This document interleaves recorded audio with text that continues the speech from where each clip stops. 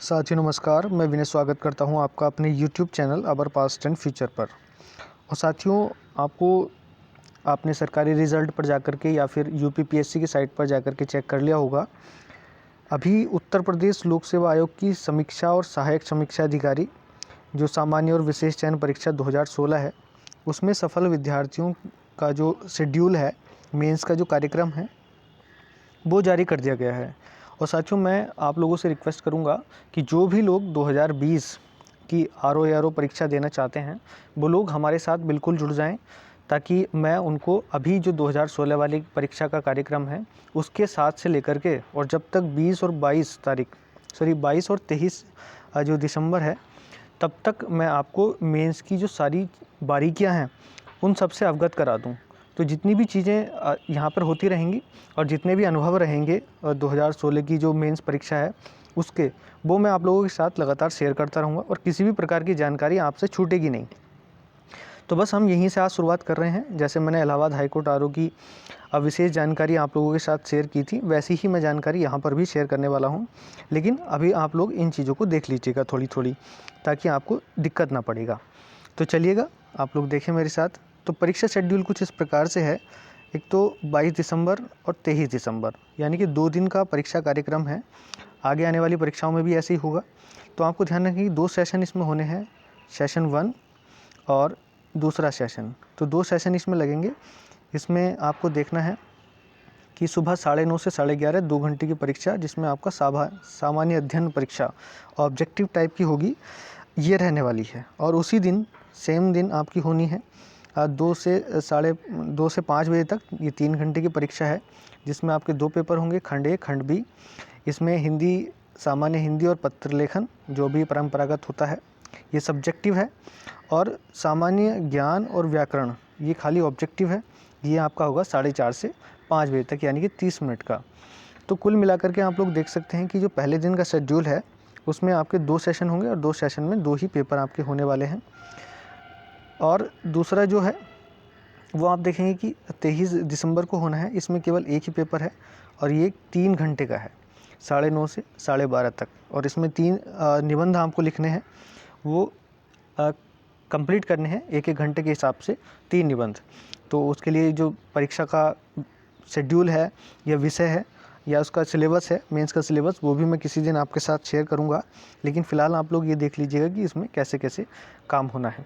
और इसी के साथ जो शेयर किया गया है वो है हमारे जो आरओ एआरओ 2016 की परीक्षा का जो ऑनलाइन आवेदन है मेंस परीक्षा के लिए, वो आपको फॉर्म भर देना है। और अगर कोई व्यक्ति है तो, और नहीं है तो बस उस व्यक्ति को ये बात समझ लेनी है कि इसके लिए भी अलग से फॉर्म सबमिट कराया जाता है। क्योंकि कुछ बच्चे बाद में पूछ रहे थे कि क्या अलग से कोई, मतलब इसका फॉर्म भरना पड़ेगा या नहीं, ऐसा पूछ रहे थे लोअर मेंस की परीक्षा के लिए। तो यहाँ पर आप लोग देख सकते हैं, फ़िलहाल जब अगली बार आपका नंबर आएगा तब आपको ज़्यादा दिक्कत नहीं होगी। तो चलिएगा, नेक्स्ट पेज पर ये देख सकते हैं आप लोग कि इसमें करना क्या है। तो वेबसाइट पर जाकर के आप लोग 2016 वाली, यहाँ सबसे पहले क्लिक करके रजिस्ट्रेशन नंबर और बेसिक डिटेल, जिसमें जन्म तिथि और लिंग, निवास, इस प्रकार की सूचनाएं भर करके ऑनलाइन फॉर्मेट में आपको भरनी है। और उसके बाद आपको मुख्य परीक्षा का शुल्क जमा करने के बाद जो नीचे की तरीके की सारी चीज़ें डिटेल दे रखी हैं, जब आप शुल्क जमा कर देंगे उसके बाद कुछ बेसिक डिटेल आपको फिर दोबारा से भरनी पड़ेंगी और उसको सबमिट करना पड़ेगा। और सेव और सबमिट करने के बाद, जैसे ऑनलाइन सबमिट करते हैं आप, तो उसके लिए आपको यहाँ से लिखा है नीचे कि आप दिए गए फॉर्म सेट को मुद्रित भी कर लें, मतलब उसको प्रिंटिंग निकलवा लीजिएगा। ये सारा काम हो सकता है।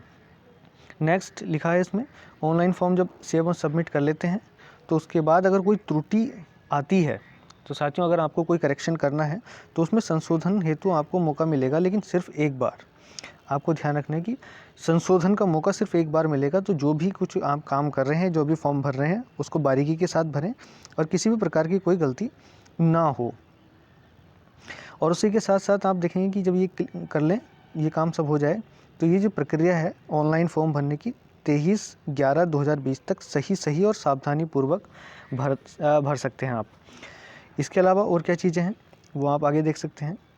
इसमें जो सर्टिफिकेट्स हैं वो अलग तरीके से हैं, लेकिन ऑनलाइन भरे गए फॉर्म सेट, आवेदन पत्र और अधिमान्यता प्रपत्र, जो प्रिंट है उसको प्रिंट निकलवा करके उसके साथ साथ अपने संलग्नों को मतलब प्रत्येक वर्ष की अंक तालिका, उपाधि और अन्य सभी दावों के साथ प्रमाण पत्रों की स्वप्रमाणित प्रतियां सहित एक लिफाफे में भरकर उक्त लिफाफे पर मुद्रित पता पर्ची मतलब जहाँ पे भी वो एड्रेस भेजना है वो चस्पा कर दिनांक 1/12/2020 को 5 बजे तक आप लोग पहुँचवा सकते हैं, या फिर इसके लिए डाक द्वारा भी हो सकता है या मैनुअली भी हो सकता है। तो अगर आप लोग इलाहाबाद के आसपास हैं तो वहाँ पर जाकर के गेट नंबर 3 पर, या फिर अगर डाक से भेजना चाहते हैं तो डाक से आप लोग भेज सकते हैं, और तिथि के बाद आपको होने वाले किसी भी आवेदन को स्वीकार नहीं किया जाएगा। और इसके साथ ही साथ आप लोग देखेंगे कि जो सेंटर्स बनाए गए हैं वो 3 हैं, प्रयागराज, लखनऊ और गाज़ियाबाद। इस बार ये स्पेशल चल रहा है कोविड-19 की वजह से, क्योंकि पश्चिमी उत्तर प्रदेश में कोई इस प्रकार का सेंटर बना हुआ है नहीं, लेकिन फिर भी अब ये सुविधा मिल रही है तो ज़्यादातर इधर के लोग गाज़ियाबाद में ही परीक्षा देने वाले हैं। मैं खुद गाज़ियाबाद को ही प्रेफर करूँगा। तो आप लोग इसका चयन करके ये भर सकते हैं।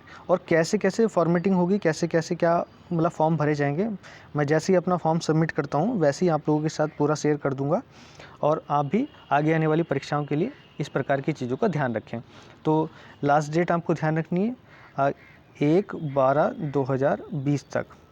तो ये तो है आपका जो आपको फॉर्म पहुँचाने हैं UPPSC तक। और इसके अलावा जो इससे पहली डेट है जिसमें आपको ऑनलाइन काम करना है 23/11/2020 तक, ये काम आप सबमिट कर दीजिएगा। और बाकी सारे लोग जो हमारे साथ आगे बढ़ना चाहते हैं तो उनके लिए मैं एक प्रैक्टिस सीरीज़ भी लेकर के चल रहा हूँ, जिसका Day 6 कल था और आज Day 7 मैं अपलोड करूँगा।